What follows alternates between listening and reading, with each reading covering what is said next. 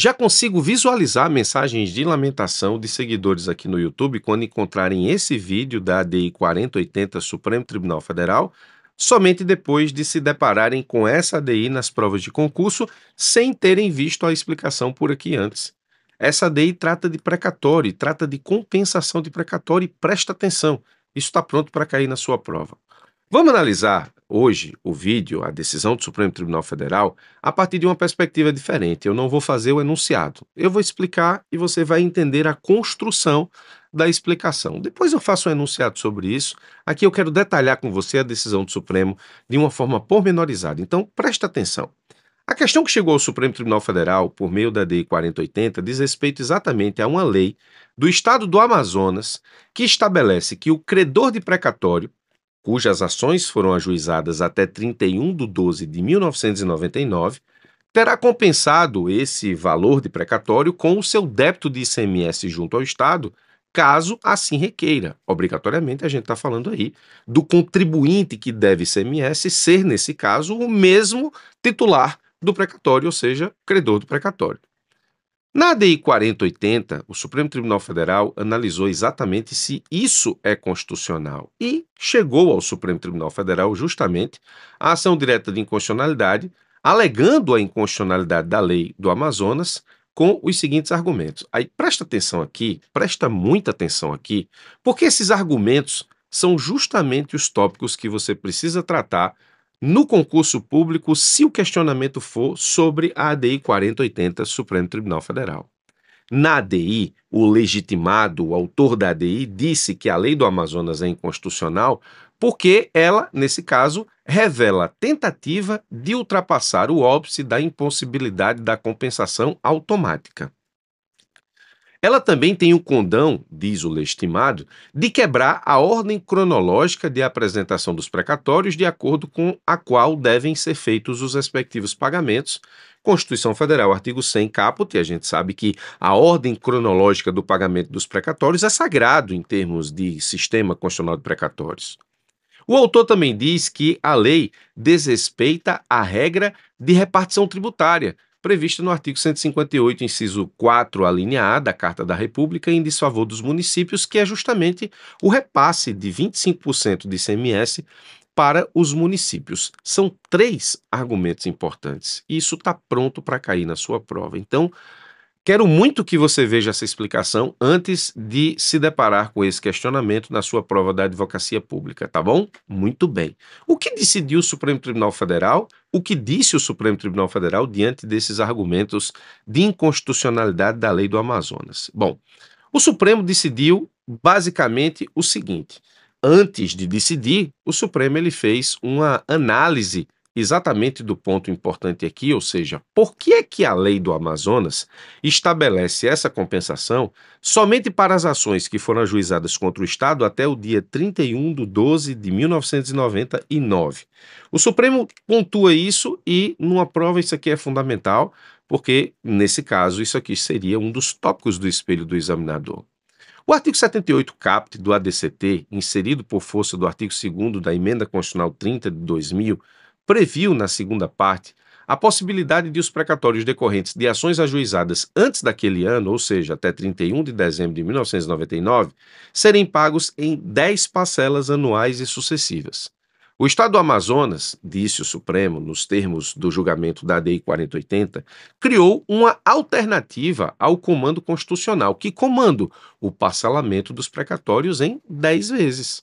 Nesse caso, nós temos aí uma solução dada pelo artigo 78 do ADCT, nesse caso, Emenda Constitucional 30 de 2000, e o Estado do Amazonas, numa lei de 2006, portanto, posterior, cria uma outra alternativa a esse comando constitucional, a esse parcelamento.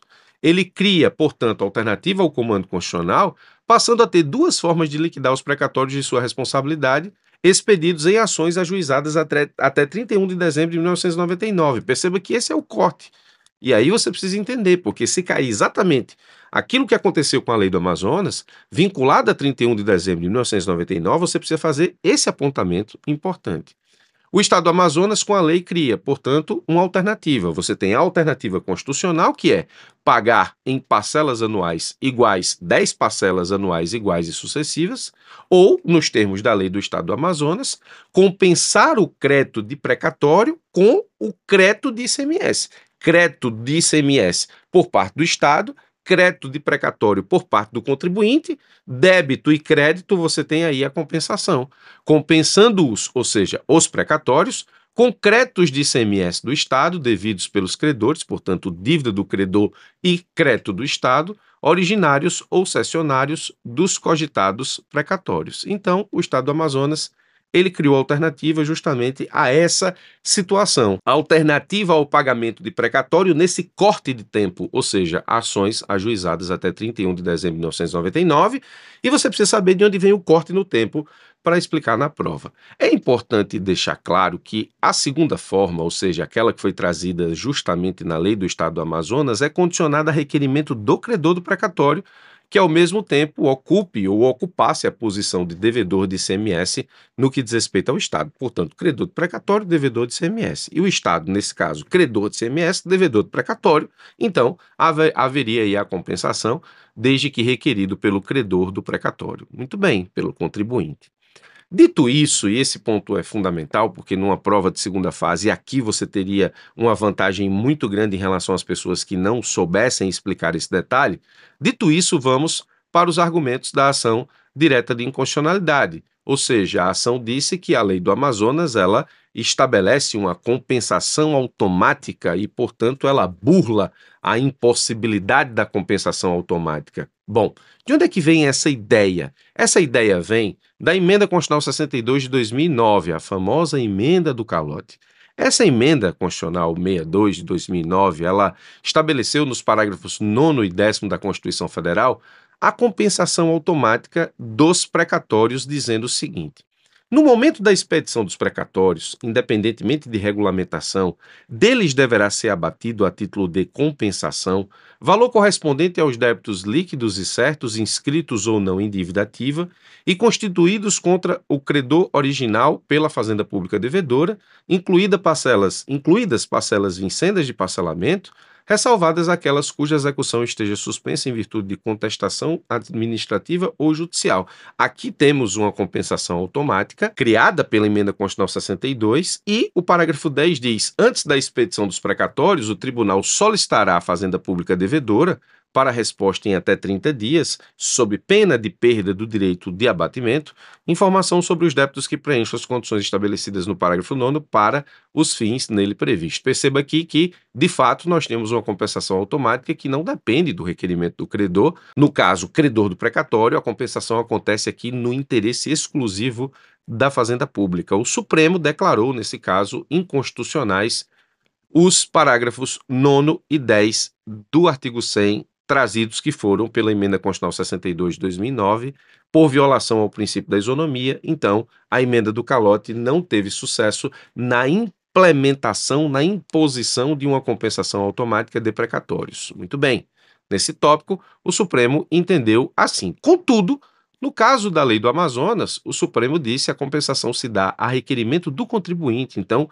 o espírito da lei é totalmente diferente daquele que fez previsão os parágrafos 9º e 10 da Emenda Constitucional 62 de 2009 no artigo 100 da Constituição, porque aqui, de fato, nós tínhamos uma compensação que acontecia no interesse unilateral da Fazenda Pública, enquanto que na lei do Amazonas, não. Na lei do Amazonas, você tem, então, uma compensação que acontece sempre com a iniciativa do requerimento da compensação sendo do contribuinte. Por isso, o Supremo entendeu que, nesse tópico, a lei do Amazonas não é inconstitucional. O segundo argumento trazido pelo autor da ADI 4080 diz respeito à quebra da ordem cronológica. E nesse ponto, no inteiro teor, o Supremo ele não trouxe muita coisa em termos de rebater o argumento, porque o Supremo analisou o aspecto prático da compensação no que diz respeito, inclusive, à lista de precatórios, não só no que diz respeito à ordem cronológica. O Supremo disse assim, simplesmente, o principal método do diploma amazonense está em beneficiar todos os credores. na medida em que, compensando algumas dívidas, pode acelerar o pagamento ou os pagamentos ordenados na forma do artigo 100 da Constituição Federal. O Supremo não tratou disso como uma quebra da ordem cronológica, tratou da compensação e disse: isso é bom para todos os credores de precatório, porque no momento em que algumas parcelas de precatório saem da ordem cronológica no que diz respeito ao pagamento, então você roda a lista de uma forma mais rápida, lembrando efetivamente que o pagamento daquelas pessoas que estavam na lista e saíram se deu por compensação e não pelo valor alocado no orçamento a título de pagamento de precatório. Então, nesse caso, não há quebra da ordem cronológica, pelo contrário, a compensação ela beneficia todos os credores de precatório da lista. Muito bem. E no que diz respeito ao último argumento, que fala sobre o repasse de ICMS aos municípios, nós sabemos que os estados têm o dever de repassar aos respectivos municípios 25% dos créditos de ICMS utilizados. Isso está na Constituição Federal e também tem o comando por meio de lei complementar. Muito bem. A jurisprudência do Supremo Tribunal Federal já enfrentou o tema compensação de crédito tributário e a obrigação do repasse dos 25% de crédito a título de ICMS por meio da ADI 3837. Nela, o Supremo diz assim, ó: a extinção do crédito tributário por compensação ou transação implica aumento da disponibilidade de receita e impõe ao Estado o dever de entregar a respectiva cota aos municípios, porque receita pública é fenômeno anterior ao recolhimento do imposto. A quitação ocorre contabilmente mediante supressão de passivo, sem ingresso de valores ao erário, porque é compensação, havendo comutatividade entre o benefício obtido e o implemento do contribuinte. Então, o Supremo entende que a compensação, ela não obsta, nesse caso, o direito que o município tem a 25% dos créditos do ICMS, em razão pela qual o Estado deve repassar esse valor. O Estado deve efetivamente repassar o valor. E aqui interessante, a lei do Amazonas, ela não traz nenhuma norma sobre o resguardo dos 25% de ICMS a título de repasse para os municípios, razão pela qual o Supremo deu interpretação conforme a lei, no sentido de resguardar o repasse dos 25% do ICMS compensado aos municípios nos termos da lei do Estado do Amazonas. E aí o resumo da ADI ficou assim, ó: é constitucional e não caracteriza ofensa ao princípio da isonomia lei estadual que, nos casos e sob as condições nela definidas, autoriza o respectivo Poder Executivo a aceitar proposta do contribuinte. Portanto, aqui nós temos exatamente a compensação acontecendo no interesse do contribuinte e da Fazenda, e não no interesse unilateral da Fazenda, como acontecia, por exemplo, na Emenda Constitucional 62 de 2009, de compensação, pagamento de créditos tributários de ICMS com precatórios estaduais de sua titularidade decorrentes de ações ajuizadas até 31 de dezembro de 1999, desde que o Estado federado, no mesmo ato, observe o dever constitucional de repassar aos respectivos municípios a parcela de 25% dos valores de ICMS compensados nos termos da Constituição Federal, artigo 158, inciso 4º, a linha A.